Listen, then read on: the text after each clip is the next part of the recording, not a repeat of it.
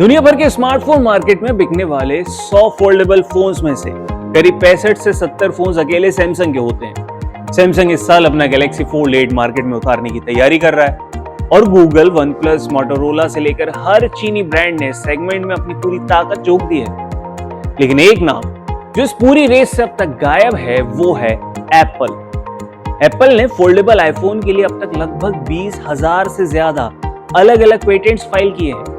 ये डेटा साफ दर्शाता है कि कंपनी अपनी बिना पूरी तैयारी के इस मार्केट में कदम नहीं रखना चाहती है। लेकिन अब इंतजार खत्म होने वाला है। टेक गॉसिप्स और डमी यूनिट्स की माने तो एप्पल अपना पहला फोल्डेबल आईफोन अल्ट्रा लेकर आ रहा है, जो फोल्डेबल स्मार्टफोन की दुनिया में डेफिनेशन को इस पूरे तरीके से चेंज कर देगा। अभी तक मार्केट में जितने भी बुक स्टाइल फोल्डेबल फोन्स आए हैं, उनके साथ सबसे बड़ी दिक्कत क्या रही है? वो बंद होने पर बहुत ज्यादा टॉल एंड नैरो लगते हैं। उनकी कवर स्क्रीन पर टाइपिंग करना या नॉर्मल एप्स को चलाना काफी अजीब सा एहसास देता है। जब आप उन्हें खोलते हैं तो उनके अंदर की स्क्रीन लगभग एक वर्गाकार शेप ले लेती है। इसका नुकसान ये है कि जब आप कोई वीडियो या फिल्म देखते हैं तो स्क्रीन के ऊपर और नीचे बड़े बड़े ब्लैक बार्स आ जाते हैं, जिससे स्क्रीन का एक बड़ा हिस्सा वेस्ट हो जाता है। एप्पल ने इसी प्रॉब्लम को समझा और अपने आईफोन अल्ट्रा के साथ गेम को चेंज कर दिया है। लीक हुई फाइल्स, डमी यूनिट से यह पता चलता है कि ये फोन टॉल नहीं बल्कि वाइड होने वाला है।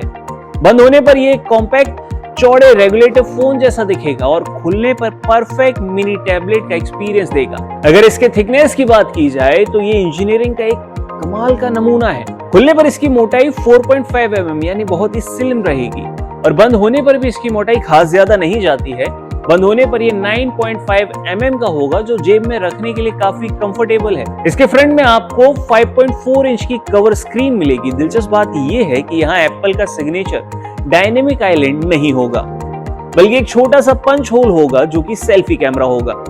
इसका मतलब इसमें फेस आईडी की जगह साइड माउंटेड पावर बटन से ही टच आईडी दी जाने वाली है। जैसे आप इस फोन को खोलते हैं, अंदर 7.8 इंच की एक शानदार वाइड स्क्रीन आपका स्वागत करती है। और सबसे बड़ी बात यह है कि एप्पल इसमें एक ऐसा क्रीजलेस डिस्प्ले या लिक्विड मेटल हिंज मैकेनिज्म इस्तेमाल कर रहा है, जिससे स्क्रीन के बीच का जोड़ ना तो आंख को दिखेगा और ना ही उंगलियों को महसूस होगा। ये 7.8 इंच का वाइड डिस्प्ले असल में आपके हाथ में एक आईपैड मिनी जैसा फील देने वाला है।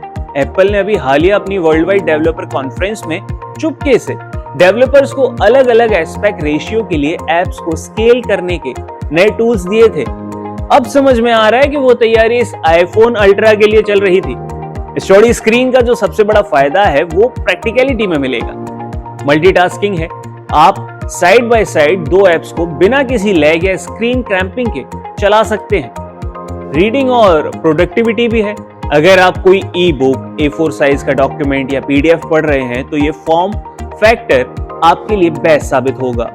और जब आप इसे लैंडस्केप मोड में पकड़ेंगे तो नीचे से आधी स्क्रीन एक बड़े कीबोर्ड में बदल जाएगी, जिससे टाइपिंग करना भी बेहद आसान हो जाएगा। अब होता यूं है कि अक्सर फोल्डेबल फोन्स के साथ एक दिक्कत देखने को मिलती है, वो है उनकी बैटरी लाइफ।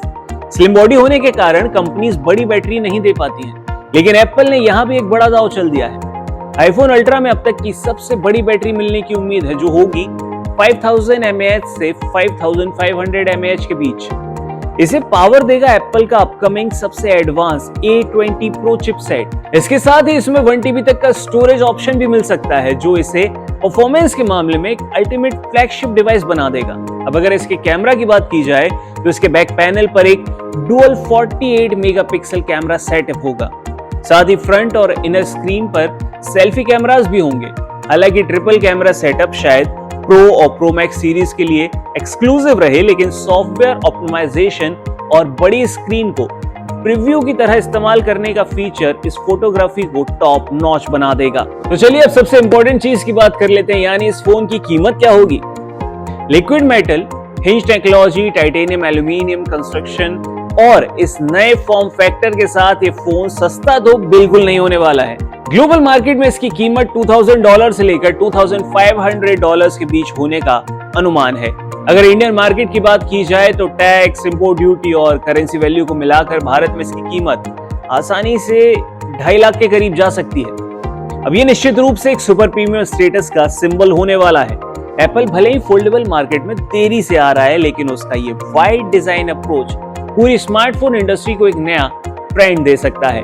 जब बाकी ब्रांड्स केवल स्क्रीन को बड़ा करने में लगे थे, एप्पल ने उसके इस्तेमाल के तरीके यानी उसकी यूजेबिलिटी पर ध्यान दिया है। आपको क्या लगता है कि ये नया फॉर्म फैक्टर सैमसंग और बाकी के ब्रांड्स की छुट्टी कर पाएगा? और क्या एक नए आईफोन के लिए 2.5 से 3 लाख खर्च करना समझदारी की बात होगी? और क्या इंडियन कंज्यूमर्स ऐसा करने वाले हैं? आपको जो भी लगता है अपनी राय हमें कमेंट में जरूर बताएं।